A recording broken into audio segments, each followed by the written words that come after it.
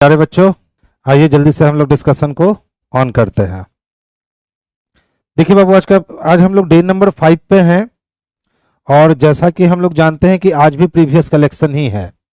तो देखिए पहला क्वेश्चन, गुड इवनिंग सब लोगों को। ये पहला क्वेश्चन पीडीएफ। देखिए हमारे पास 3 डाइस बने हुए हैं और 3 डाइस में पूछ रहा है सर बतला दो एट द रेट ऑफ का अपोजिट क्या होगा। तो अगर ध्यान से अगर हम देखें तो इसमें एट द रेट है, इसमें एट द रेट है, लेकिन at the rate star common है, तो ये इसके लिए एंड रिस्पॉन्सिबिलिटी लेगा, यानी इस दोनों से मिलाकर हम एट द रेट का फाइनल नहीं कर सकते हैं। तो फिर देख लो इस दोनों में एंड कॉमन है ना। तो एंड से किधर जाने पर, तो क्लॉकवाइज जाने पर। अब इससे एंड से क्लॉकवाइज चलेंगे तो हैश मिलेगा, यानी आंसर क्या हो जाएंगे, तो ऑप्शन नंबर डी हो जाएंगे जो सबसे परफेक्ट आंसर है। विष्णु जी सी नहीं लगाना था बाबू, सी किसके लिए था, तो एंड के लिए सी होता। देखो बाबू क्या कहता है, सबसे पहले ध्यान से सुनिएगा। आज बीपीएससी में बच्चों का एग्जाम हुआ, 6 to 9 वाले का एग्जाम हुआ, और यहाँ जितने भी सर लोग पढ़ाए उन सारे लोग का परफॉर्मेंस जो था वो काफी बेस्ट था। बच्चे बहुत क्वेश्चन अच्छे से बना करके आए हैं। तो बहुत सारे शिक्षकगण जो आज हैं वो थोड़े से उधर वाले शेड्यूल में बिजी हो गए हैं, जिसके कारण आशीष सर भी आपकी क्लास आज नहीं ले पाए क्योंकि सर उधर बिजी है। ठीक है, तो चलिए आज हम भी थोड़ा सा जल्दी खत्म करेंगे। आम दिन के बनिस्पत आज हम लोग कोशिश करेंगे कि जल्दी जल्दी खत्म करके लैब को खाली कर दे, इसकी काम है। ठीक है, चलिए ध्यान से देखिएगा क्या बोलना है। देखिए जब एक दर्पण को दाईं ओर रखते हैं, तो दर्पण को दाईं ओर रखोगे भैया तो ये वाले ट्रायंगल तो सबसे पहले घूम जाएगी, ये और ये वाला ऑप्शन जो है ना ये कैंसिल हो गया। अब देख लो ये वाली एरो जो है वो ऐसे ही रह जाएगी, लेकिन ये एरो नीचे आ जाएगा और नीचे ये एरो कुछ इस तरह से दिखने वाला है। अब देख लो इसमें खत्म हो गया, इसमें बच गया। तो ऑप्शन नंबर सी इसके लिए आंसर कर लो, इससे ज्यादा सोचने की जरूरत नहीं है। नेक्स्ट वन देखिए। अच्छा देखिए ये अच्छा क्वेश्चन था।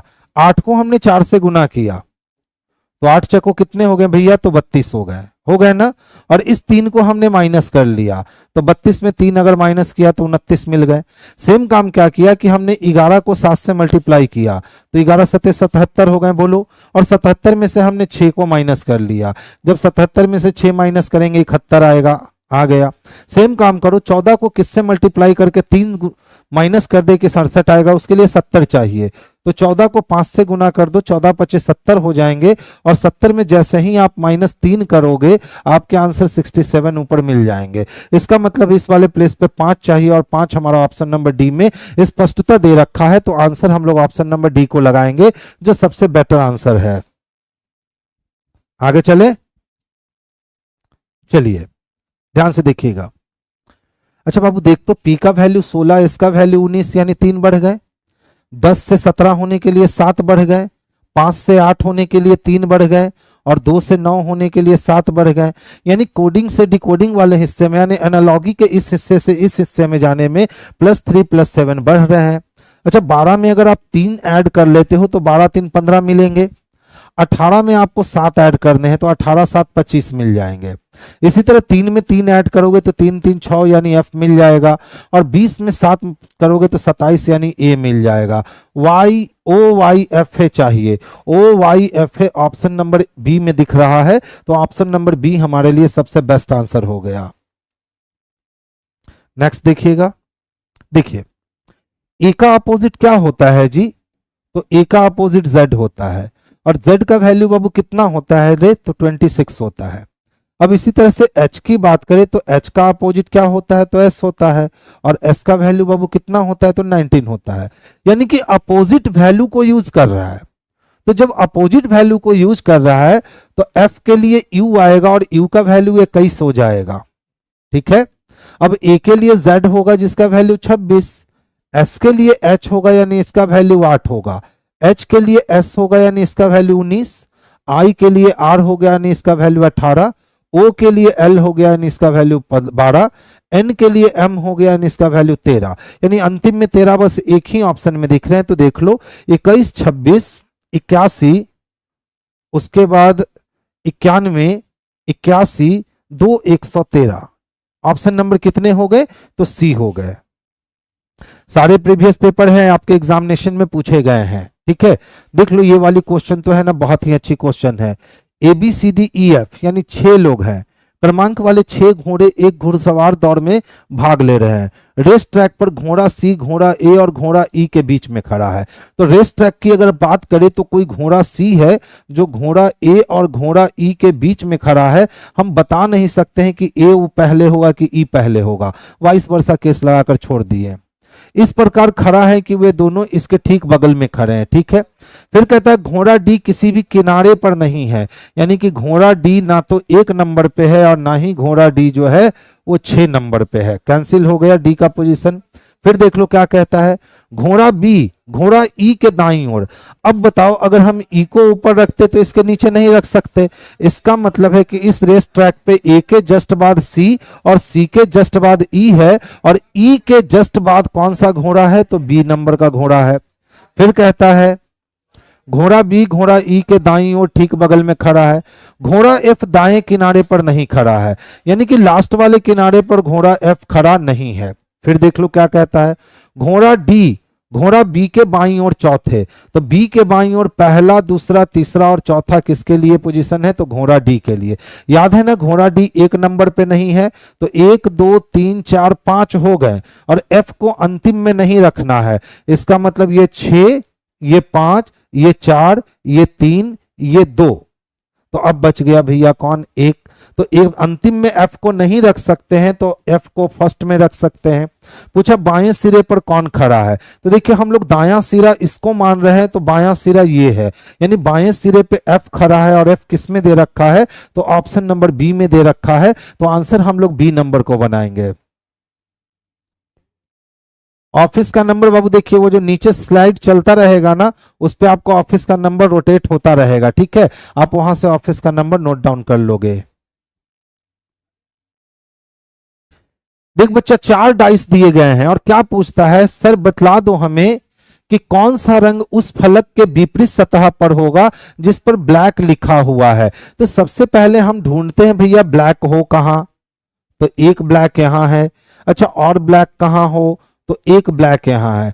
यहां ब्लैक को जानने वाला ब्लू और येलो है। अब देखो तो एक साथ ब्लू येलो है क्या, तो इस वाले से कंपेयर करें तो ब्लू येलो इसमें भी और ब्लू येलो इसमें भी। अब रूल क्या कहता है कि जब एक ही पासे को आप 2 बार घुमाओगे तो दोनों में जो भी सिंगल सिंगल एलिमेंट होंगे वो एक दूसरे के अपोजिट होंगे अगर 2 एलिमेंट कॉमन दिखे। तो इसमें आपके येलो ब्लू है, इसमें भी आपके येलो ब्लू है, इसका अकेला ब्लैक है, इसका अकेला ऑरेंज है, यानी ब्लैक का अपोजिट ऑरेंज हो जाएगा जो ऑप्शन नंबर सी पे है। नंबर नहीं है, ठीक है, मैं क्लास से निकलते समय आपको नंबर यहां लिखवा दूंगा, ठीक है। कौशल कौशल बाबू यहाँ का ऑफिस का नंबर सेंड कर दो तो बच्चों को ऑफिस का नंबर सेंड कर दीजिए ना। कोई अनुज जी है उनको ऑफिस का नंबर चाहिए, मिल जाएगा बाबू, बस सभी मिल जाएगा। देखिए पूछता दी गई आकृति में कितने आयत हैं, तो ध्यान से देखोगे 1 2 3 हॉरिजॉन्टल बॉक्स की संख्या 3, 1 2 3 वर्टिकल बॉक्स की संख्या 3, इधर से जोड़ लो 1 + 2 + 3, तो 3 2 5 5 1 6 मिल गए इधर से, और इधर से भी जोड़ लो 1 + 2 + 3, तो 3 2 5 1 6 मिल गए। अब हॉरिजॉन्टल वाले और वर्टिकल वाले को आपस में गुना कर दो, तो 6 6 की कितने हो गए, 36 हो गए। तो यहाँ आयत की संख्या 36 है। अगर मान लो इसी में पूछता है कि सर आयत नहीं बताओ आप वर्ग बतलाओ, आयत नहीं बतलाओ आप क्या बतलाओ, वर्ग बतलाओ, तो इस स्थिति में हम लोग क्या करते कि 1 का स्क्वायर + 2 का स्क्वायर और +3 का स्क्वायर कर देते।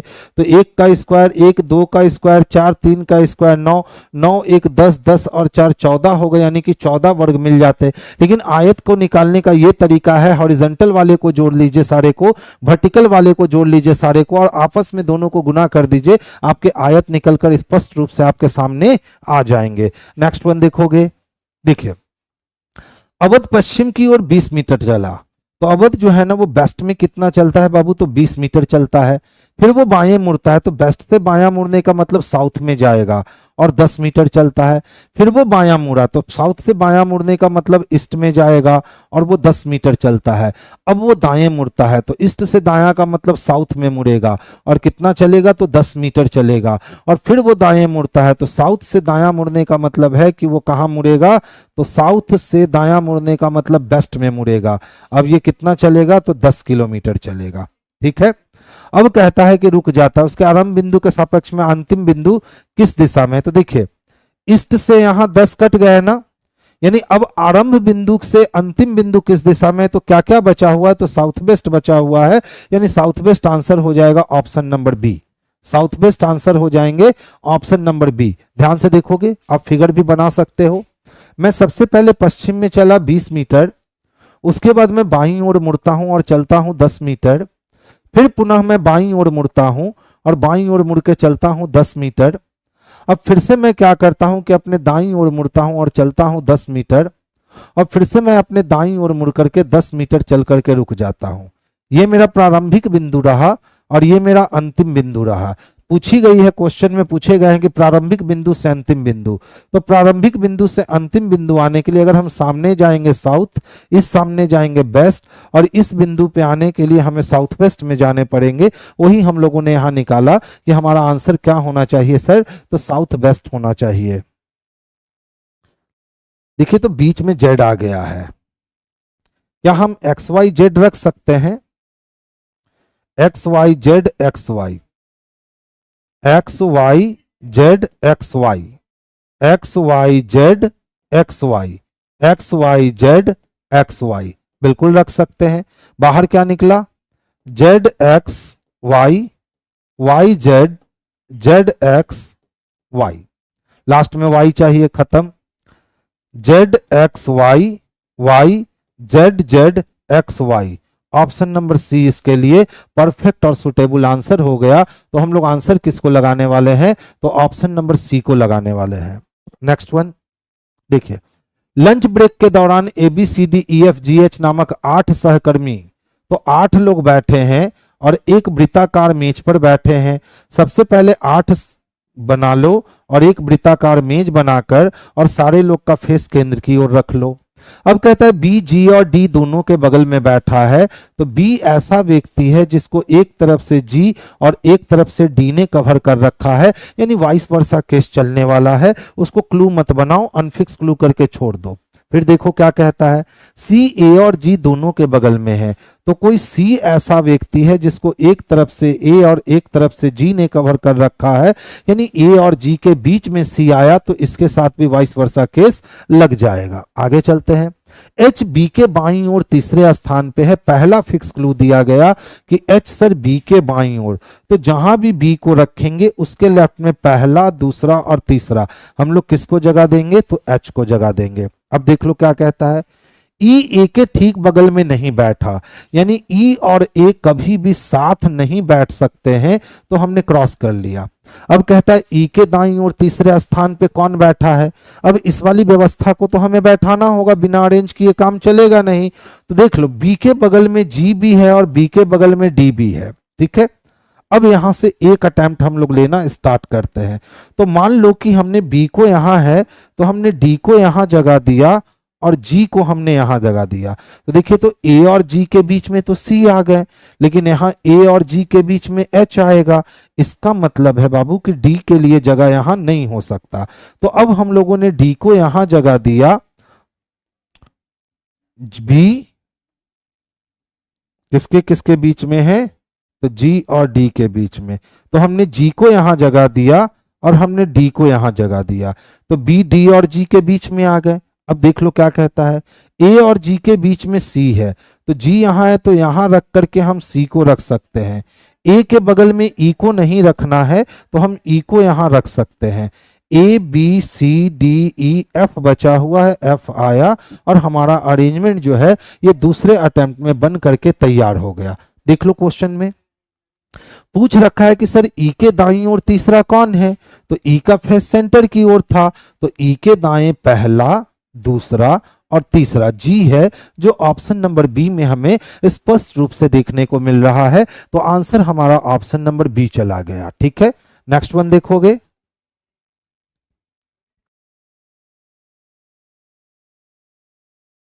देखिए, ए प्लस बी का अर्थ है कि ए बी का पति है, तो प्लस के पहले जो भी आएगा वो पति बन जाएगा।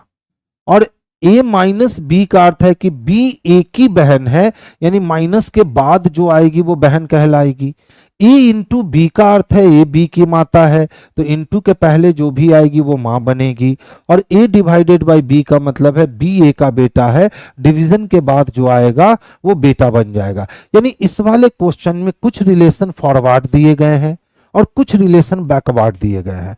तो अक्सर क्या होता है ना कि ऐसा क्वेश्चन जब आता है तो आप गलतियां करते हो, क्योंकि या तो आपको फॉरवर्ड चलने की आदत होती है या तो आपको बैकवर्ड चलने की आदत होती है। लेकिन प्रश्न में मेरे भाई फॉरवर्ड और बैकवर्ड दोनों टाइप का रिलेशन दे रखा है। तो देखिए, इसको पढ़ने का तरीका अलग होता है। पी का संबंध किससे चाहिए? एस से। तो ध्यान से समझिएगा, हम एस से चलते हुए पी तक जाएं कि हम पी से चलते हुए एस तक जाएं, इसका डिसीजन हमेशा साइन करेगा। तो देखिए, प्लस किसके लिए है? तो फॉरवर्ड के लिए। इनटू किसके लिए है? तो फॉरवर्ड के लिए। माइनस किसके लिए है? तो बैकवर्ड के लिए। और डिवीजन किसके लिए है? तो बैकवर्ड के लिए।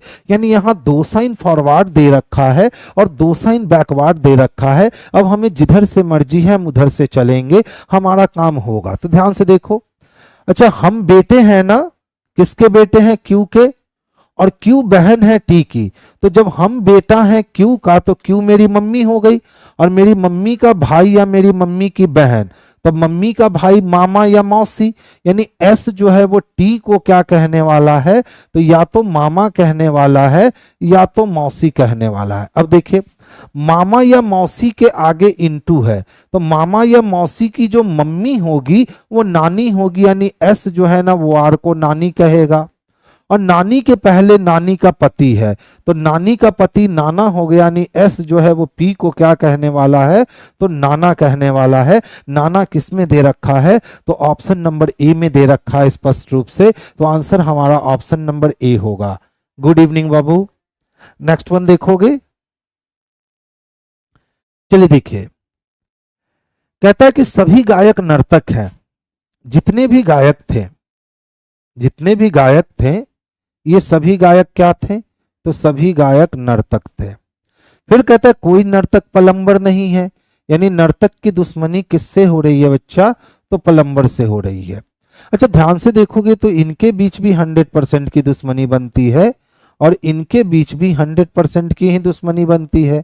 तो जब दो बीन के बीच में 100% की दुश्मनी बनती है, यानी पॉजिटिव कंक्लूजन गलत हो जाएंगे। अब देख लो क्या कहता है, कोई पलंबर गायक नहीं है।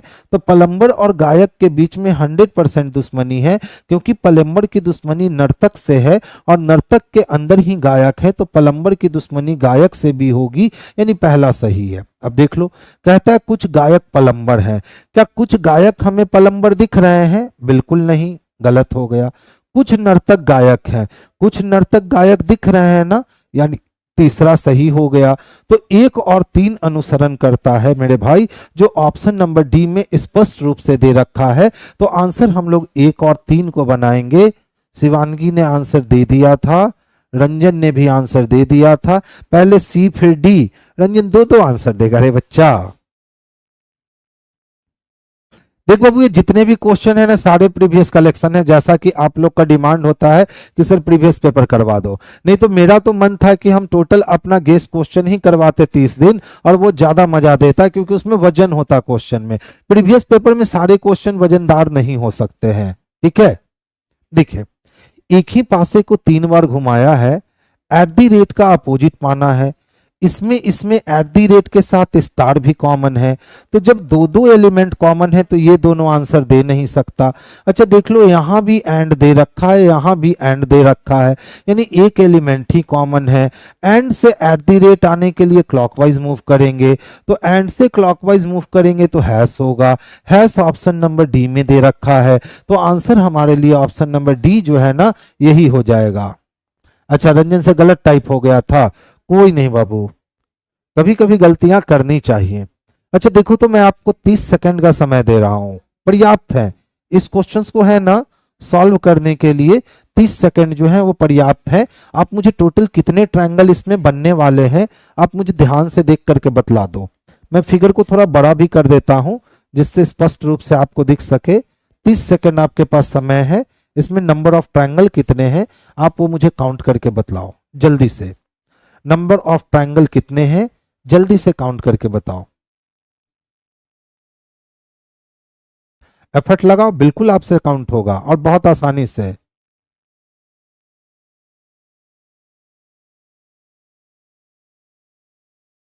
अच्छा, आप क्लास बाद में देख पाते हैं दिनेश जी? कोई नहीं बाबू। देखिए विष्णु का सबसे पहला जवाब आया कि सर इसके लिए ऑप्शन नंबर डी होगा। और भी कोई है जो विष्णु जी के बात को काट सकते हैं? एसआरएम ने कहा कि सर 26 ट्रायंगल इसमें आएंगे। ठीक है, अतुल ने कहा 25 आएंगे। बाबू खुश रहिए। चलिए देखिए मैं काउंट करता हूं। देखिए ट्रायंगल का रूल बड़ा इजी होता है, ध्यान से अगर काउंट करोगे ना तो एक बार में काउंट होगा। यहां से 3 मिलेगा क्या? तो यहां से भी 3 मिल जाएंगे, तो 3 3 6 हो गए। यहां से भी 3 मिल जाएगा तो 6 3 9 हो गए। और यहां से भी 3 मिल जाएगा तो 9 3 12 हो गए। अभी तक कितने ट्रायंगल मिल चुके? तो 12 ट्रायंगल मिल चुके, याद रखना। अब 12 के बाद देखो, यहां से 3 मिलेंगे तो 12 3 15। यहां से 3 मिलेंगे तो 12 3 15, 15 3 18। और यहां से भी 3 ही मिलेंगे तो 18 और 3 कितने हो गए? तो 21। यानी टोटल ट्रायंगल अभी हमारे पास 21 हो चुके हैं। अब देखो इस वाले ट्रायंगल को अगर आप काउंट करोगे तो ये रहा हमारा 22 नंबर का ट्रायंगल। इसी तरह यहां से इसको काउंट करोगे तो ये रहा हमारा 23 नंबर का ट्रायंगल। और यहां से इसको काउंट करोगे तो ये रहा हमारा 24 नंबर का ट्रायंगल। तो अभी तक हमें 24 ट्रायंगल तो मिल गए। अब ऊपर और नीचे मिलने के बाद हमने इस ट्रायंगल को अभी तक काउंट नहीं किया है, तो ये एक और ट्रायंगल निकल करके आया बाहर जो हम लोगों को दे करके जाएगा कितना? तो 25 नंबर का ट्रायंगल। और इसके आगे ट्रायंगल बन नहीं रहा है, यानी इसमें ट्रायंगल की संख्या कितनी हो गई? तो 25 हो गई। यानी ऑप्शन नंबर डी जो है यही इसके लिए सबसे बेस्ट आंसर है। शिवानगी का गलत हो गया, सूरज का गलत हो गया, दिनेश का गलत हो गया, संजय का गलत हो गया, विनय का सही है, अतुल का सही है। बाबू 25 आंसर जाएगा। ठीक है, काउंट करने में समय भी लगता है, एग्जाम निकालने में भी तो मेरे भाई समय लगता है। अब एग्जाम निकालने के लिए आपको मेहनत तो करना पड़ेगा ना। एक बार अच्छे से मेहनत कर लोगे, एग्जाम निकल जाएगी ना, उसके बाद जिंदगी बहुत अच्छी हो जाएगी। अच्छा देखो, तो एकदम सिंपल सा क्वेश्चन कहता है उस वेन आरेख का चयन कीजिए जो संगीत वाद हो, यानी म्यूजिकल इंस्ट्रूमेंट, ढोल और बांसुरी के बीच का संबंध दर्शाता है। तो ढोल हम लोग देखे हैं ना, म्यूजिकल इंस्ट्रूमेंट ही तो है, और बांसुरी भी हमारा म्यूजिकल इंस्ट्रूमेंट है। यानी कि म्यूजिकल इंस्ट्रूमेंट के अंदर ही ढोल और बांसुरी जाएगा, लेकिन ढोल और बांसुरी में कोई एक दूसरे से लेना देना नहीं है। तो इस कंडीशन से हम कह सकते हैं कि ऑप्शन नंबर ए जो है ना, ये सबसे पहले हमारा आंसर जाएगा। ये हमारा हो गया संगीतज्ञ वाद्य। ठीक है, बाद यानी म्यूजिकल इंस्ट्रूमेंट हो गया ये। और म्यूजिकल इंस्ट्रूमेंट में ड्रम एक अलग प्रकार का इंस्ट्रूमेंट, और फ्लूट जो जिसको बांसुरी कहते हैं वो एक अलग प्रकार का इंस्ट्रूमेंट है। ठीक है बाबू, इसका पीडीएफ जो है आपको टेलीग्राम चैनल पे पहले ही पहुंच जाता है। जैसे अभी शाम को टेस्ट ले रहा हूं ना, तो दोपहर में ही इसका पीडीएफ आपके टेलीग्राम चैनल पे पहुंच गया होगा, जिससे कि आप बना लो। ठीक है, और इसका बोर्ड पीडीएफ भी आपके पास पहुंच जाता है। तो जितना हम अपने तरफ से कर सकते हैं ना बच्चा, उतना हम अपने तरफ से कर देते हैं। ठीक है, ये सारे क्वेश्चन जो है ना वो प्रीवियस पेपर ही हैं। मंडे और ट्यूसडे को इस 2 दिन में गेस क्वेश्चन दूंगा। अच्छा देखिए, तो ध्यान से समझिएगा, ये नए टाइप का कोडिंग डिकोडिंग है। ठीक है, 2018 के पहले इस टाइप के कोडिंग डिकोडिंग नहीं पूछे जाते थे, लेकिन अभी वर्तमान समय में हम लोग पिछले 3-4 साल से देख रहे हैं कि कोडिंग डिकोडिंग लगातार जो है ना वो अपने क्वेश्चंस के रेंज को बढ़ाता जा रहा है। तो इस वाले का रूल अगर ध्यान से समझोगे तो देखिए, टी से छोटा एस है, एस से छोटा आर, आर से छोटा ओ से पहले एन से एल से आई ई ए, यानी हम कह सकते हैं कि सर कोडिंग से डिकोडिंग करने के लिए रिवर्स अल्फाबेटिकली ऑर्डर में लेटर को अरेंज कर दिया गया। क्या किया गया?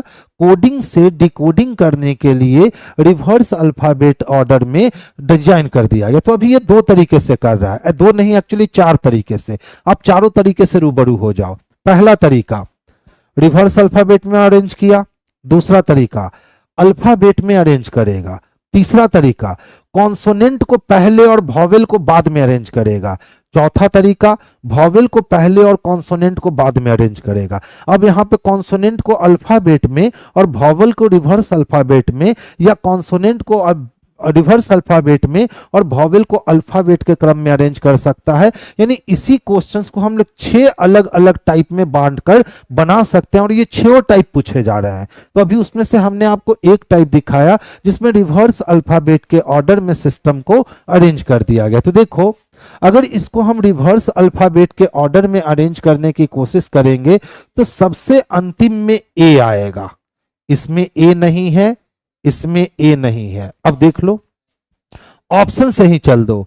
यू से पहले टी, टी से पहले एस, एस से पहले पी, पी से पहले ओ, ओ से पहले एन, एन से पहले एल, एल से पहले आई, आई से पहले ई, ई से पहले सी, सी से पहले ए, बी हो गया। यहाँ पे रिवर्स अल्फाबेटिकल में नहीं जा रहा है क्योंकि यहाँ पे माजरा गड़बड़ हो गया है। तो ये वाली ऑप्शन कट गई और ऑप्शन नंबर बी जो है यही हमारे लिए आंसर हो गया।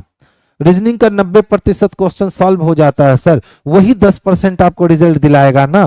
ठीक है, खास करके सिटिंग अरेंजमेंट, इस टाइप के जो ब्लड रिलेशन के क्वेश्चंस होते हैं, आपके एनालॉजी के कुछ क्वेश्चन बहुत बेहतरीन होते हैं, खास करके फिगर काउंटिंग वाले क्वेश्चन, लॉजिकल रीजनिंग, इस सब पे आप जैसे जैसे अपना पकड़ बनाओगे, अपना कमांड बनाओगे, वैसे वैसे आप एग्जाम के करीब पहुंचते जाओगे। खुश रहिए बाबू। चलिए देखिए बाबू, अच्छा सा क्वेश्चन है, ध्यान से हम लोग इस क्वेश्चन को एक्सप्लेन कर रहे हैं। कहता है y1z का मतलब है कि y z की बहन है, यानी 1 के पहले जो आएगी ना वो बहन कहलाएगी, और यहाँ 2 के पहले जो आएगा वो पति कहलाएगा, और यहाँ 3 के पहले जो आएगी वो पुत्री कहलाएगी, और यहाँ 4 के पहले जो आएगी वो माता कहलाएगी, और यहाँ 5 के पहले जो आएगा वो भाई कहलाएगा। यानी पूरा का पूरा रिलेशन जो दे रखा है वो फॉरवर्ड रिलेशन दे रखा है। तो जब फॉरवर्ड रिलेशन दे रखा है और यहाँ वाट डाल दिया गया है, अच्छा क्वेश्चन है, और पूछा गया है सी सर एल की संतान है, तो सी एल का बेटा भी हो सकता है या सी एल की बेटी भी हो सकती है, लेकिन एल का संतान बनना पड़ेगा। अब बोला भैया हम 4 ऑप्शन रख दिए हैं, किस ऑप्शन का चयन करोगे कि सी एल का संतान होगा? तो देखिए, पहले ओ से लेकर के एल तक का रिलेशन स्थापित कर लीजिए। तो अगर हम ओ हैं तो 1 हमारा क्या हो जाएगी? तो एम हमारी बहन हो जाएगी, और हमारे बहन की जो माँ है वो जी है, तो बहन की माँ हमारी भी माँ हो गई ना, और हमारी माँ के पति हो गए 2, तो माँ के पति एल हो गए। तो ओ के माँ का पति एल है, यानी ओ का पप्पा एल है। अगर ओ सी का भाई या बहन हो गया तो सी के भी पप्पा एल हो जाएंगे और सी इसका संतान हो जाएगा। तो भाई और बहन के लिए या तो हम 1 का चयन कर सकते हैं या तो हम 5 का चयन कर सकते हैं। अगर सी की बहन ओ बन जाए तब भी सी एल को पापा कहेगा, और अगर सी का भाई ओ बन जाए तब भी सी एल को पप्पा कहेगा। तो पप्पा का ये संतान होगा। तो 1 या 5 चाहिए, 1 या 5 बाबू ऑप्शन नंबर बी में दे रखा है। तो आंसर हमारा ऑप्शन नंबर बी जो है वही सही है। ठीक है,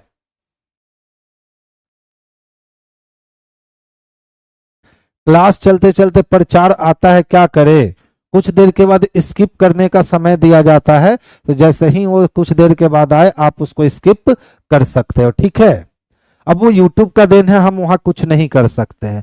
देखिए 19 नंबर क्वेश्चन कितना खूबसूरत क्वेश्चन है। 2 2 4 2 6 2 8 लोग हैं, एक वर्गाकार मेज के केंद्र की ओर मुख करके बैठे हैं।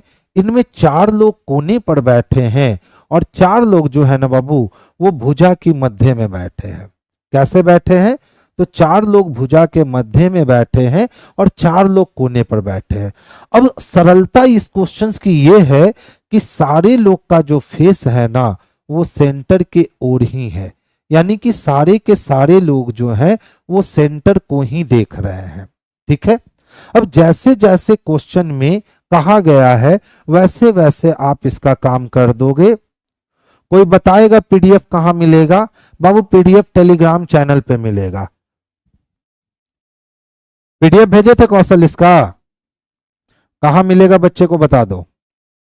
ठीक है, मैसेज कर दो कि कहां पे किस साइट पे कैसे जाना होगा, पूरा फुल एक्सप्लेन करके लिख दो और रोज कम से कम 1-2 बार ये चीज नोटिस कर दिया करो बच्चों को ताकि उनको दिक्कत ना हो। देखिए बाबू क्या कहता है, डी मेज के किसी एक भुजा के मध्य में बैठा है। तो डी जब भुजा के मध्य में बैठा है तो हमने डी को बैठा लिया।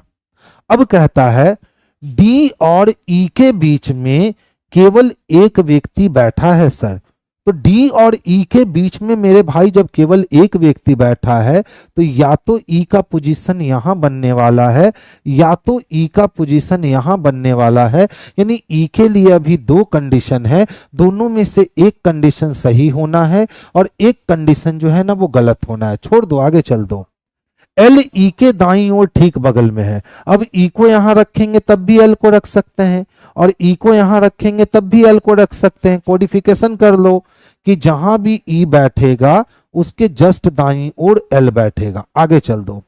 एल के दाईं ओर गिने जाने पर एल और एम के बीच में 3 लोग हैं, यानी एल के दाईं ओर जाओगे तो 1 2 3 गैप करने के बाद चौथे प्लेस पे एम आएगा। अभी तक फिक्स नहीं हुआ है, आगे चलो। आर एल के ठीक बगल में बैठा है और आर और एल जो है ना वो कैसे बैठे हैं तो साथ में बैठे हैं। चलिए, एस वाई के बगल में ठीक बाईं ओर है और जहां भी वाई होगा उसके बाईं ओर बगल में कौन होगा? एस होगा। जेड के दाईं ओर तीसरे स्थान पे कौन बैठा? अब जितना भी क्लू हमारे पास था वो सारे के सारे क्लू जो है यहां रखे गए हैं। अब ध्यान से देखोगे तो एल के जब ई के जस्ट दाएं एल बैठना है और एल के बगल में आर को भी बैठना है तो एल के बगल में आर रख सकते हैं, ये तीनों एक साथ आएगा। अब यदि हम ई को इस प्लेस पे जगह दे तो एल को रख सकेंगे लेकिन आर को नहीं रख सकेंगे। इसका मतलब ई का ये पोजीशन खत्म हो गया और ये का ई पोजीशन कंप्लीट हो गया। ई के जस्ट बाद एल है और एल के जस्ट बाद आर है। अब देख लो, कहा कि एल और एम के बीच में 3 व्यक्ति हैं तो 1 2 3 व्यक्ति इधर छोड़ करके हम एम को यहां रख सकते हैं या 1 2 3 व्यक्ति छोड़ेंगे तब भी हम एम को यहीं रखेंगे। अब क्या कहता है, एस के तुरंत दाएं वाई बैठा है। एस यहां बैठाओगे वाई बैठेगा नहीं, एस बैठाओगे वाई बैठेगा नहीं, लेकिन एस को यहां बैठाओगे तो इसके दाएं में वाई बैठ जाएगा। यानी बेहतरीन और बहुत ही अच्छा क्वेश्चन है। देखिए क्या कहता है, जेड, तो जेड तो यहीं बैठना है ना। अब पूछता है सर जेड के दाईं ओर तीसरा कौन बैठा है? तो भैया जेड तो केंद्र की ओर देख रहा है तो इसके दाएं पहला दूसरा और तीसरे पोजीशन पे आर बैठा है और आर हमारा किस में दे रखा है?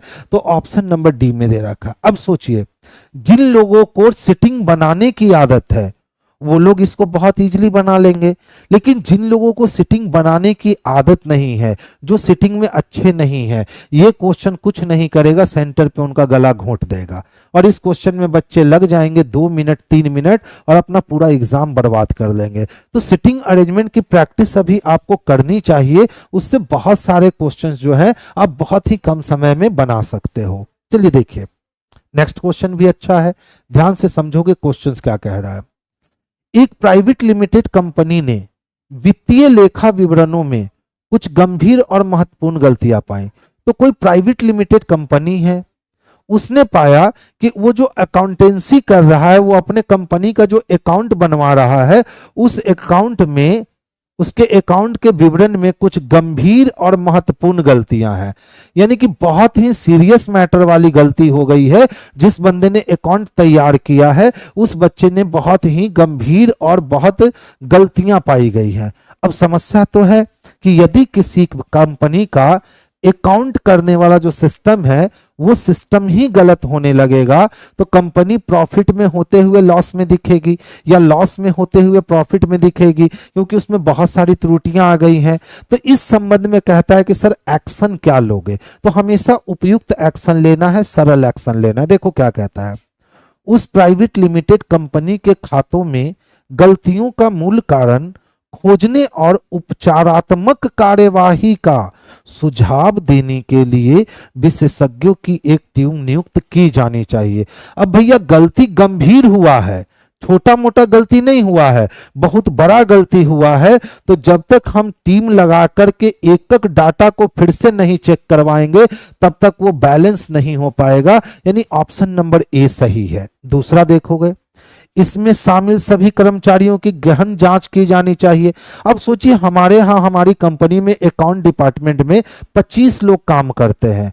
अब 25 लोग में से किसने गलतियां करी है, कोई अपनी गलती की जिम्मेवारी तो नहीं लेगा कि सर हम हाथ उठा रहे हैं हमने गलती किया, तो कैसे पता चलेगा कि गलती किसकी हुई थी। इसके लिए इसमें शामिल सभी कर्मचारियों की अगर हम गहन जांच करेंगे तो वहां पे हमारा काम हो जाएगा। यानी ऑप्शन नंबर ए और ऑप्शन नंबर बी दोनों जो है ना ये परफेक्ट है। तो देखिए तो ए और बी किस में दे रखा है, तो ऑप्शन नंबर डी में दे रखा है, तो आंसर हमारा ऑप्शन नंबर डी हो गया। क्लियर है? ध्यान से देखिए, फिर से लॉजिकल रीजनिंग से क्वेश्चन लिए गए। बिजली बोर्ड ने बिल भुगतान संग्रहण के लिए घर घर जाना शुरू कर दिया है। तो देखते हैं पहले हम लोग के यहाँ कैसे बिजली बिल आते थे। एक व्यक्ति आता था, मीटर को देखता था, अपने पास ऐसे ऐसे टाइप करता था और एक इतना बड़ा कागज निकाल के दे देता था कि लीजिए भैया बिजली ऑफिस में आकर के बिल क्या कर लीजिएगा, जमा कर लीजिएगा। पहले ऐसा चला करता था। आज के समय में वो स्थितियां परिस्थितियां बदल गई। अब लोग के पास मोबाइल में पेफोन जैसे पेटीएम जैसे ऐप्स आ गए, तो अब क्या करते हैं कि हम लोग बिजली विभाग का साइट होता है उसको डाउनलोड कर लेते हैं और कितना बिल है रे इतना है, मोबाइल से ही टाइप करते हैं, क्लिक किए चला गया। बहुत सारे लोग अभी भी जो ऑनलाइन नहीं भेजते हैं वो अभी भी जाकर के वहां बिल जमा करते हैं बिजली ऑफिस में। तो देखिए क्वेश्चंस क्या कहता है, बिजली बोर्ड ने बिल भुगतान संग्रहण यानी बिल का कलेक्शन करने के लिए घर घर जाना शुरू कर दिया। अब कहता है सर अज्यूम कीजिए कि बिजली विभाग जो है ना अब घर घर घूम करके बिजली बिल का कलेक्शन कर रही है। अज्यूम कीजिए, तो क्या कहता है, बिजली बोर्ड का मानना है कि घर घर जाकर बिल भुगतान एकत्र करना प्रभावी तरीका है। अगर बिजली विभाग को यह लगता है कि घर घर जाएंगे और हम अपने बिजली बिल को जो भुगतान करने वाला लोग है उनको नहीं कवर अप कर पाएंगे तो फिर ये नहीं हो सकता था। लेकिन उनको ऐसा लगता है कि अगर हम घर घर जाकर के बिजली बिल जमा करेंगे ना तो जितना लोगों का बिजली बिल बकाया पड़ा है वो भी हम वसूल लेंगे। यानी ये उनको लगता है कि प्रभावी तरीका है, इसीलिए उन्होंने ऐसा काम कर लिया। अच्छा देखिए ध्यान से, बिजली बोर्ड ने बिल भुगतान संग्रहण पर ध्यान बढ़ाया है। अगर उसने ध्यान नहीं बढ़ाया होता तो कहता आज ना कल आके तो जमा करिए देगा ना। यानी कहीं ना कहीं वो चाह रहा है कि भैया ध्यान बढ़ाई जाए। तो एक भी सही है और दो भी सही है, यानी ऑप्शन नंबर डी को हम आंसर करेंगे कि एक और दो दोनों सही है।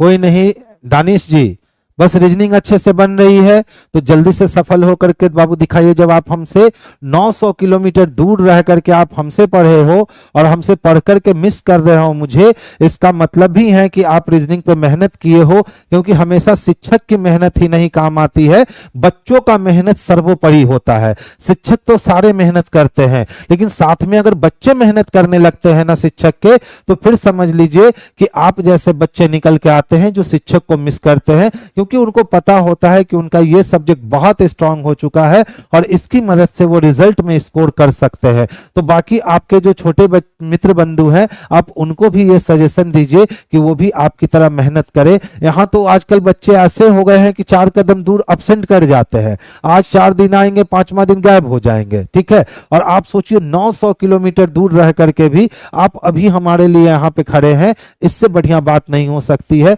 बिल्कुल हमारा यही होगा कि बस आप जल्दी से जल्दी क्या कर जाइए, सफल हो जाइए। ठीक है, और बिल्कुल सफलता एक दिन में हासिल नहीं की जाती है मेरे भाई। सफलता के लिए आपको लगातार प्रयास करते रहना पड़ता है, और जिस व्यक्ति ने लगातार प्रयास कर दिया उस व्यक्ति के हिस्से सफलता आज ना तो कल, कल ना तो परसों, परसों ना तो तरसों आएगी, तो फिर आएगी, क्योंकि आपने लगातार मेहनत किया है। तो अपनी मेहनत में कभी कमी मत करना, जिससे आपकी सफलता हमेशा आपके साथ ही चलेगी। चलिए आगे चलते हैं। नेक्स्ट वन समझोगे, देखिए इनइक्वालिटी के प्रश्न दिए गए हैं, और हमें पता है कि इनइक्वालिटी के प्रश्न जो होते हैं वो बेहद ही आसान होते हैं। देखिए बाबू, टी से किसको मिलवाना है, तो डब्ल्यू को मिलवाना है।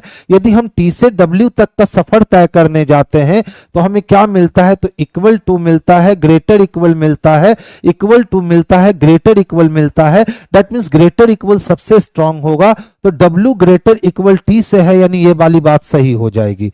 अच्छा, दूसरे की बात करें कि सी से बाबू किसको मिलवाना है, एम को, तो अगर हम सी से एम तक का सफर तय करते हैं तो देख लो टी के दोनों तरफ चाइना वॉल बने हुए हैं, और हमने क्या सिखाया है कि जब चाइना वॉल एक ही एलिमेंट के दोनों तरफ मुख खुल जाए या एक ही एलिमेंट के दोनों तरफ मुख बंद हो जाए, तो ऐसी स्थिति को इनइक्वालिटी में हम लोग चाइना वॉल की स्थिति कहते हैं। और जब भी चाइना वॉल की स्थिति क्रिएट होती है तो इसको क्रॉस करके हम कंक्लूजन नहीं निकाल सकते हैं मेरे भाई, यानी 2 नंबर ये गलत हो गया और 1 नंबर सही हो गया। ऐसा ऑप्शन हमें ऑप्शन नंबर ए में स्पष्टता देखने को मिल रहा है, तो आंसर हम लोग ऑप्शन नंबर ए को करेंगे।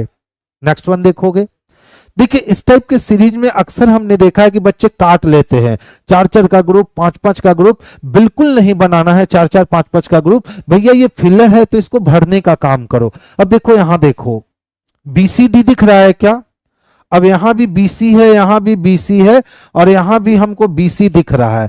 तो बीसी के बाद डी दिखा तो बीसी के बाद डी रख दूंगा, बीसी के बाद डी रख दूंगा तो बीसी के बाद क्या, डी रख दूंगा। और जैसे ही बीसी के बाद डी रखूंगा तो A B C double D E बन गया। तो अगर मैं यहां ए रख लेता हूं तो A B C double D और ई बन जाएंगे, A B C double D और ई बन जाएंगे, तो A B C double D और ई बन जाएंगे, और हमारा फिलर जो है ये बन करके तैयार हो गया। अब देखो क्या चाहिए, ए डी ई चाहिए, ए डी ई है, नहीं है, नहीं है। अब उसके बाद डबल डी चाहिए, तो यहां डबल डी नहीं दे रखा है, गलत हो गया। यहां डबल डी दे रखा है, सही हो गया। यानी ऑप्शन नंबर डी इसके लिए सबसे परफेक्ट आंसर है। कहता है दी गई संख्या युग्मों में से प्रत्येक में दूसरी संख्या पहली संख्या पे एक निश्चित गणितीय क्रिया करी गई। तो ध्यान से समझोगे, ये 21 है ना, अगर हम 21 का स्क्वायर कर ले तो क्या 441 होगा, और इसमें से इस 21 को हम माइनस कर ले तो 0 2 4 यानी 420 हो गए। अच्छा फिर से देखिए तो 17 है ना, तो अगर हम 17 का स्क्वायर कर ले तो हमारा 289 हो जाएगा, और 289 में अगर हम 17 को माइनस कर लेते तो 9 में से 7 गया, 2 बचे, 8 में से 1 गया, 7 बचे, और ये दे 272 आ जाएंगे, आ गए हैं। अच्छा इसी तरह से अगर हम 15 का स्क्वायर करते हैं तो 15 का स्क्वायर बाबू 225 होता है, और 225 में अगर हम इसी 15 को माइनस कर ले तो 210 आना चाहिए। अब देख लो यहां क्या दे रखा है, 208 दे रखा है, यानी यही अलग है क्योंकि उसमें 210 आने चाहिए, वहां 208 दे रखा है, तो वो गलत है। ठीक है, आगे चलिए नेक्स्ट क्वेश्चंस की ओर मूव करेंगे। ध्यान से देखिएगा, इस टाइप का जो क्वेश्चन है ना, इसको हम लोग ग्रुपिंग कहते हैं। इसको क्या कहते हैं, इस टाइप के क्वेश्चंस को तो ग्रुपिंग कहा जाता है। ये क्वेश्चंस 80 और 90 के दशक में, खास करके 80 के दशक में ये क्वेश्चन रेलवे में बहुलकता के साथ पूछे जाते थे, यानी हर दूसरे तीसरे एग्जाम में एक क्वेश्चन ऐसा ग्रुपिंग का होता था। लेकिन 2000 के दशक में ऐसे क्वेश्चन रेलवे में बहुत कम देखे गए। तो अब जब इस क्वेश्चंस को कम देखे गए मार्केट में, 20 साल तक ये क्वेश्चन मार्केट से लगभग आउट ही रहा। समझ लीजिए कि कभी कदाल 1-2 बार दिया, नहीं तो लगभग आउट ही रहा। तो बहुत सारे लोग जो है ना इसको पढ़ाना भी छोड़ दिए। अचानक से 2018 आया, और 2018 वाले एग्जाम में इस टाइप के कई क्वेश्चन जो है एग्जामिनेशन में पूछ लिए गए। अब बच्चे क्या हुआ ना कि बच्चे इस क्वेश्चंस को अरेंज करने में लग गए, क्योंकि उनको लगा कि भैया ये तो पजल का प्रश्न है। तो बच्चे जो थे अबोध थे, पजल की तरह इस क्वेश्चंस को सॉल्व करने लगे, और ये क्वेश्चन पजल की तरह बिल्कुल नहीं बनता है क्योंकि ये पजल है भी नहीं। बहुत सारे लोग इसको पजल में ही पढ़ा देते हैं, लेकिन ये पजल है ही नहीं, तो आखिर है क्या? तो ये ग्रुपिंग है। ठीक है, आपको समूहीकरण करना है। तो इस टाइप के क्वेश्चंस के लिए करना क्या होता है ना, कि जब भी टीम का चयन करना हो तो आप यहां से पढ़ते जाइए और अपने ऑप्शंस में देखते जाइए। ऑप्शन से इस प्रश्न को बनाओगे ना तो जल्दी बन जाएगा। और अगर इस पूरे फॉर्मेट को आप बैलेंस करके कोशिश करोगे बनाने की तो बहुत समय लग जाएंगे, और हो सकता है ये बैलेंस करने में आपको कई मिनट लग जाए। तो इस टाइप को मिनट कम करने के लिए ध्यान से समझिए। देखिए क्या कहता है, कहता है कि प्रत्येक संकाय में कम से कम एक छात्र होना चाहिए। तो मेरे पास प्रत्येक संकाय में क्या था, तो वाणिज्य था, विज्ञान था और कला था। 3 बैडमिंटन खिलाड़ी ABC थे वाणिज्य संकाय से, PQR थे विज्ञान से, और JKL थे कला से। अब इन शर्तों के अनुसार 4 बैडमिंटन खिलाड़ियों का चुनाव करना है। यानी सारे में वाणिज्य में भी 3 बैडमिंटन खिलाड़ी, कला में भी 3 बैडमिंटन खिलाड़ी और विज्ञान में भी 3 बैडमिंटन खिलाड़ी। यानी इतने, यानी 3 3 6 3 तिहाई 9 में से 4 गो का ही चयन करना है। तो चयन की शर्त देखिए क्या कहता है, प्रत्येक संख्याएं से कम एक छात्र होना चाहिए। तो देख लो A, Q, R और J। तो देखिए प्रत्येक से एक है, A, C एक से है, P और J अलग अलग हो गया।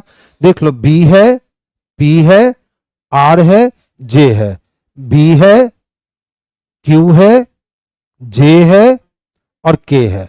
ठीक है, यानी चारों से हो गया, ये अप्लाई है। P Q या R के साथ नहीं जाएगा, तो P किसके साथ नहीं जाएगा, तो Q या R के साथ नहीं जाएगा। देख लो यहां P गया है लेकिन साथ में R भी गया है, तो ये खत्म हो गया। बाकी P Q या R के साथ नहीं गया। तीसरा पढ़ो, A और C हमेशा एक साथ जाएंगे। तो देख लो A गया है लेकिन C नहीं गया है, तो गलत हो गया। AC हमेशा साथ जाएंगे है। अब चौथा पढ़ो, K और L हमेशा साथ में जाएंगे। तो देखिए इसमें भी KL नहीं है, K है लेकिन L नहीं है, तो ये भी गलत हो गया। तो आंसर क्या हो गया, तो C नंबर जो है इसको फॉलो कर रहा है, तो आंसर हमारा C हो जाएगा।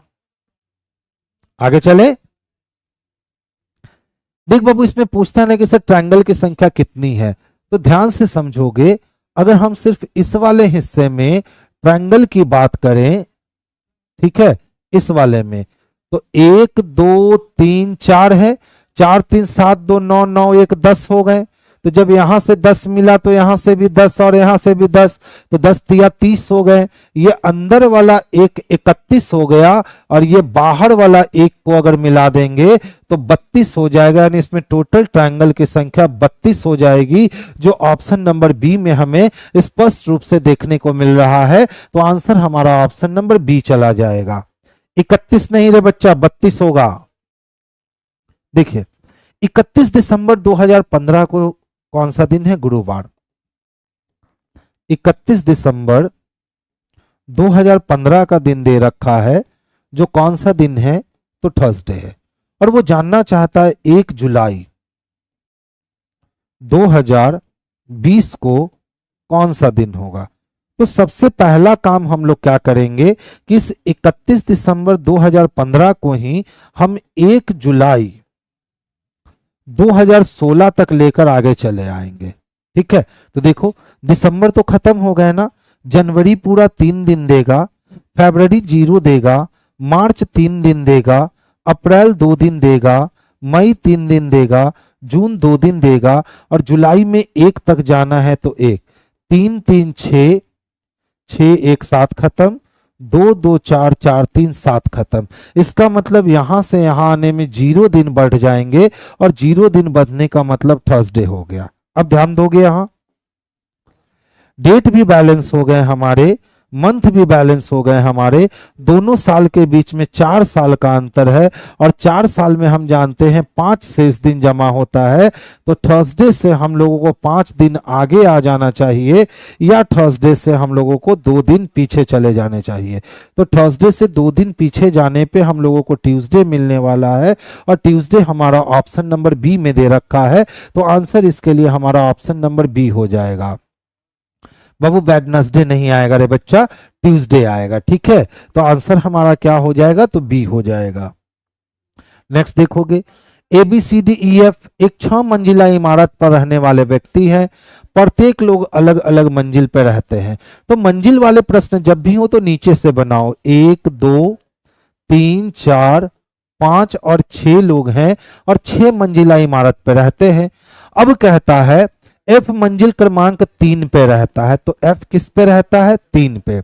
B और E F के मंजिल के नीचे वाली मंजिल पर रहते हैं, तो F के मंजिल के नीचे 2 मंजिल खाली है, तो एक पे B और एक पे E रहेगा।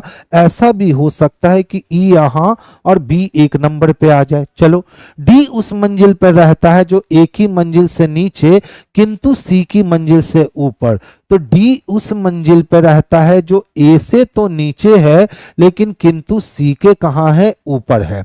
उनमें से कौन सबसे ऊपरी मंजिल पे रहता है? तो सबसे ऊपरी मंजिल पे बाबू ए रहता है, और ए हमारा ऑप्शन नंबर सी में स्पष्ट रूप से दे दिया गया है। तो आंसर भी हमारे लिए ऑप्शन नंबर सी हो जाएगा, क्योंकि सी वाले ऑप्शन में ही ए को रखा गया है। ठीक है, ये क्वेश्चन भैया 30 सेकंड समय लो, बनाकर दिखाओ। अच्छा क्वेश्चन है, बिल्कुल आप 30 सेकंड समय ले सकते हो, कोई दिक्कत नहीं है, लेकिन इसको बनाकर दिखाओ। 27 फिर से, सचिन कुमार जी रुक जाइए बाबू, मैं लास्ट में आपको 27 फिर से बतला दूंगा। ठीक है, इसको बनाकर दिखाइए जल्दी से।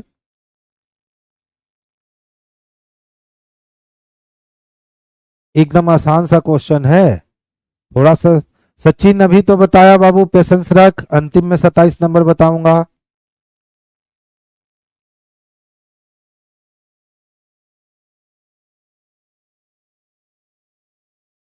किसी का जवाब नहीं आया जी अभी तक, इतना समय। 92 आ गया, यानी ऑप्शन नंबर डी आ गए। चलिए, ऑप्शन नंबर डी। अच्छा, अब ऑप्शन नंबर डी आने स्टार्ट हो गए, बहुत बढ़िया। तब तो आप लोग काफी फास्ट हो भाई। देखो क्या किया गया है, 11 को है ना 8 से गुना कर दिया गया, तो 11 8 88 हो गए। और इसी तरह से 5 को 9 से गुना कर दिया गया, तो 9 पचे 45 हो गए। 8 में से 5 गया 3 और 8 में से 4 गया 4, यानी हमारे पास कितने आए? तो 43 आए। सेम काम आप क्या करो कि 14 को 13 से गुना करवा लो। ठीक है, तो देखो 14 28 14 तिया 42, 42 के लिए 2, हाथ में बचे 4, 14 एकम 14 और 4 कितने हो गए? तो 18, यानी टोटल 182 हो गए। अब 9 को 10 से गुना कर दो, तो 9 को 10 से गुना करोगे तो 9 दहिया 90 हो जाएंगे, और 180 में से 90 घटा लोगे तो 92 आएंगे। बहुत अच्छा जवाब, यानी आंसर क्या हो जाएगा? तो ऑप्शन नंबर डी हो जाएगा, जो सबसे बेस्ट और सबसे परफेक्ट आंसर। बहुत बढ़िया। नेक्स्ट वन देखेंगे। देखिए, ये क्वेश्चन पहले बैंकिंग में पूछे जाते थे, इसको डिसीजन मेकिंग कहते हैं। ठीक है, पहले ये पीओ में 10 नंबर के पूछे जाते थे, उसके बाद ये क्लर्क में पूछे जाने लगे 5 नंबर के, लेकिन पीओ और क्लर्क ने इसका साथ छोड़ दिया, अब रियर केस में पूछे जाते हैं। तो रेलवे ने 2018 में इसको गोद ले लिया। ठीक है, तो देखिए ध्यान से समझिएगा। कहता है दी गई जानकारी का ध्यानपूर्वक अध्ययन करें और पूछे गए प्रश्नों का उत्तर दें। सचिन को 27 नंबर क्वेश्चन बताना है, मुझे याद है। प्रशासन ने स्कूल के शिक्षक के चयन के लिए निम्नलिखित मापदंड निर्धारित किए हैं, उम्मीदवार को निम्नलिखित मापदंडों को पूरा करना चाहिए। तो 4 मापदंड दिए गए हैं। 4 मापदंड क्या है? कम से कम 50% अंकों के साथ आप ग्रेजुएट हो, एक अर्हत शिक्षा स्नातक की डिग्री हो, 1 जुलाई 2021 को उसकी आयु 21 वर्ष से कम और 32 वर्ष से अधिक नहीं होनी चाहिए, शिक्षा में पारा स्नातक उम्मीदवार के लिए स्कूल बोर्ड ऊपरी आयु की सीमा की छूट देगा। ठीक है, ये 4 कंडीशन दिए गए हैं सिलेक्शन के लिए। अब देख लो क्या कहता है। राहुल वर्मा एक प्रतिष्ठित स्कूल में पढ़ा रहे हैं, वो प्रथम श्रेणी स्नातक है। तो जब प्रथम श्रेणी स्नातक है, उन्होंने 60% लाया है, तो हमारा डाटा नंबर 1 कवर हो गया।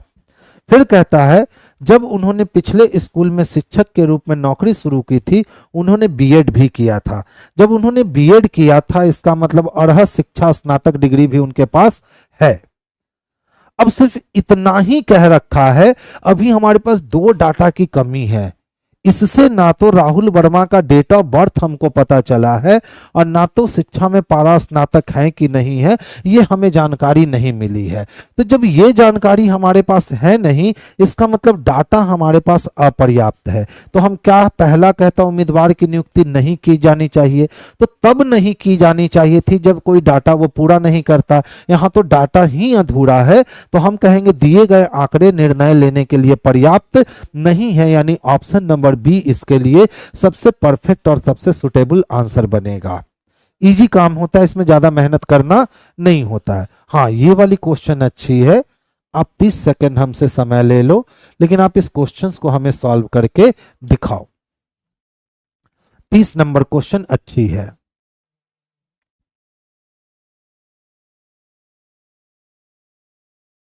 अरह शिक्षा कहते हैं, अरह शिक्षा, ठीक है, बीएड डिग्री को कहते हैं।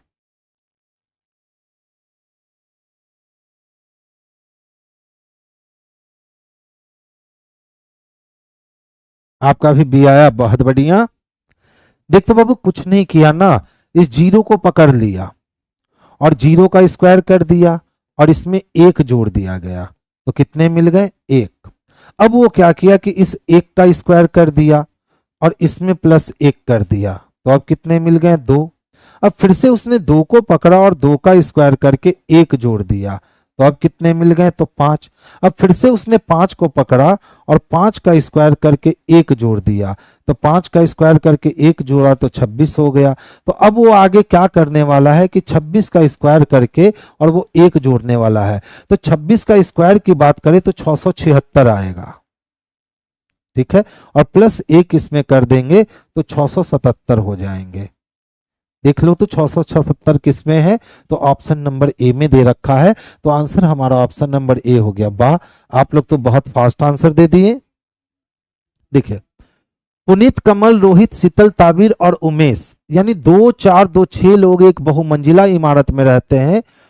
कमल उस मंजिल के ठीक नीचे वाली मंजिल पर रहता है जिसपे उमेश रहता है, यानी जहां भी बच्चा उमेश रहने वाला है उसके जस्ट नीचे वाले मंजिल की बात करें तो उस मंजिल पे कमल रहने वाला है, ठीक है, 2 मंजिल का काम हो गया। फिर कहता है शीतल उस मंजिल के ठीक नीचे वाली मंजिल पर रहती है जिस पे कमल रहता है, और कमल के जस्ट नीचे वाली मंजिल पे शीतल है। लीजिए 3 कमरे हो गए बुक। फिर कहता है ताबिर उन मंजिल के नीचे किसी एक मंजिल पर रहता है जिसपे कमल और शीतल रहते हैं, तो कमल और शीतल के नीचे ही किसी मंजिल पर किसको आना है? तो ताबिर को आना है, ताबिर को, ठीक है। अब शीतल के जस्ट नीचे होगा कि शीतल के 2 नीचे होगा मालूम नहीं है। फिर आगे चलते हैं, लेकिन वो उस मंजिल के ऊपर की किसी एक मंजिल पर रहता है जिसपे पुनीत रहता है, तो ताबिर से ऊपर कौन रहता है? लेकिन वो उस मंजिल के ऊपर रहता है जिस मंजिल पर कौन रहता है? तो पुनीत रहता है, यानी ताबिर जो है ना बाबू वो पुनीत से ऊपर रहेगा। ताबिर उस मंजिल के ठीक नीचे वाली मंजिल पर रहता है जिस पे रोहित, और ताबिर उस मंजिल के नीचे रहता है जिस पे रोहित, यानी ताबिर के जस्ट ऊपर कौन रहने वाला है? तो रोहित रहने वाला है। चलिए आगे चलते हैं।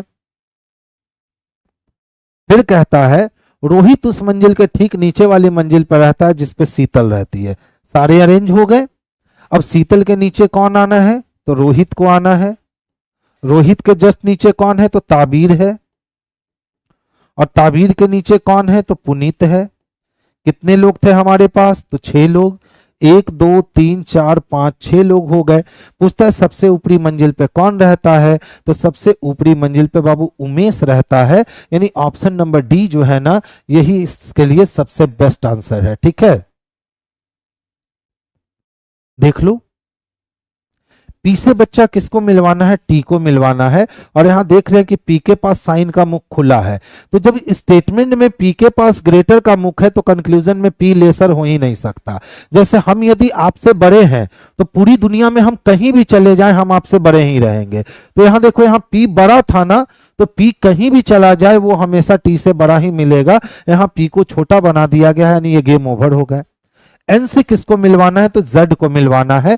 अच्छा देख लो, तो n से जब z को मिलवाना है तो n किसको जानता है, m को, और m किसको जानता है, z को, यानी कि z को ग्रेटर होना पड़ेगा n से, z ऑलरेडी ग्रेटर है n से, यानी सही हो गया।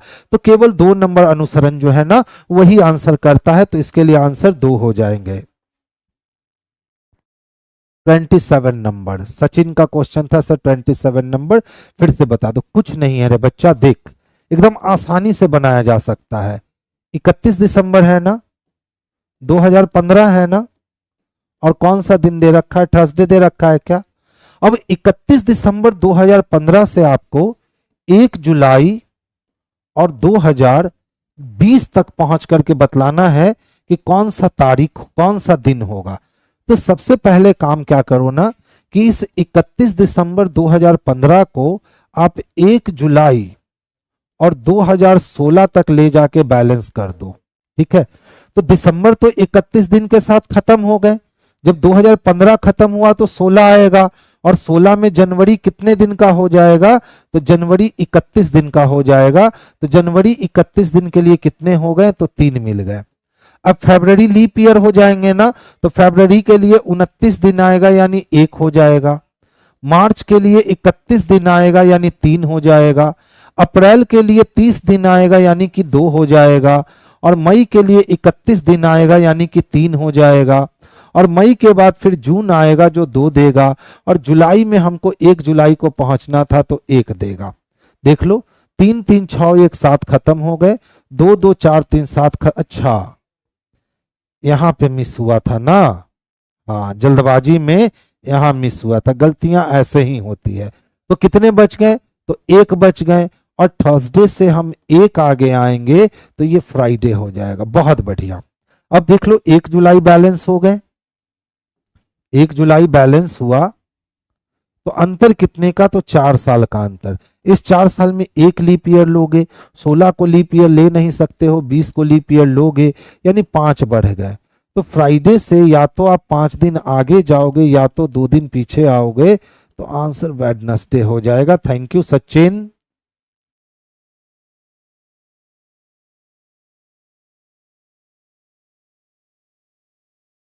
तो आज की सभा हम लोग यहीं, अच्छा रवीश कह रहे 30 को भी बता दो सर, 30 में क्या था भैया।